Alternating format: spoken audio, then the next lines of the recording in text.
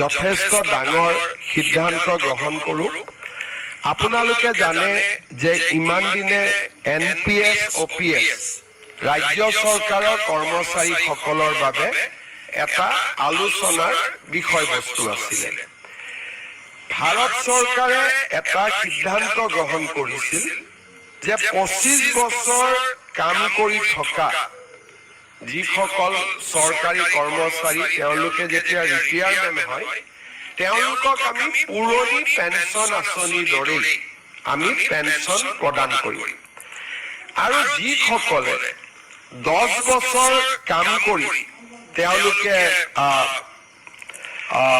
Retirement হ'বলগীয়া হয় তেওঁলোকৰ কাৰণেও আমি পেঞ্চনৰ ব্যৱস্থা কৰিম। আৰু পেঞ্চনৰ লগতে তেওঁলোকে DA আদিও লাভ কৰিব। আৰু এই নতুন স্কিমটোৰ নাম দিছিলে ইউনিফাইড পেঞ্চন স্কিম। তাৰমানে OPS আৰু NPS দুইটাৰে সামঞ্জস্য ৰাখি ভাৰত চৰকাৰে চৰকাৰী কৰ্মচাৰীসকলক নিশ্চিতভাৱে পেঞ্চন প্ৰদান কৰিবলৈ ইউনিফাইড পেঞ্চন স্কিম আৰম্ভ কৰিছিল। দেশৰ 4খন ৰাজ্যই ইউনিফাইড পেঞ্চন স্কিম এতিয়ালৈকে গ্ৰহণ কৰিছে। আজি আমাৰ ৰাজ্য চৰকাৰেও এই ইউনিফাইড পেঞ্চন স্কিম অসমৰ চৰকাৰী কৰ্মচাৰীসকলৰ বাবে এডপ্ট কৰে। ইয়াৰ ফলত ৰাজ্যত বহুদিনৰ পৰা চলি থকা NPS আৰু OPSৰ বিতৰ্ক সামৰণি পৰিব।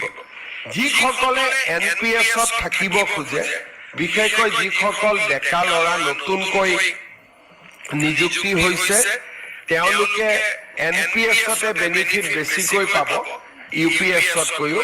কিন্তু আমি দুইটা অপশ্যন তেওঁলোকৰ বাবে খুলি দিছো যে তেওঁলোকে নিজে বিচাৰিলে NPSতো থাকিব পাৰিব বা তেওঁলোকে UPSতো যাব পাৰিব।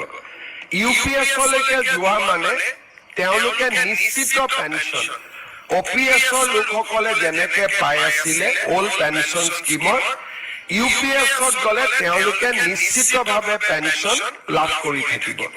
আজি এই আঁচনিখন ৰাজ্য চৰকাৰৰ কেবিনেটে গ্ৰহণ কৰে আৰু এবছৰৰ ভিতৰত কৰ্মচাৰীসকলে সিদ্ধান্ত ল'ব পাৰিব যে আমি NPSত থাকিম নে আমি UPSলৈকে যাম। ইয়াৰ ফলত ৰাজ্যত চলি থকা বা দেশত চলি থকা এটা বহুদিনীয়া বিতৰ্কৰ সামৰণি পৰিব বুলি আমি আশা কৰিছো।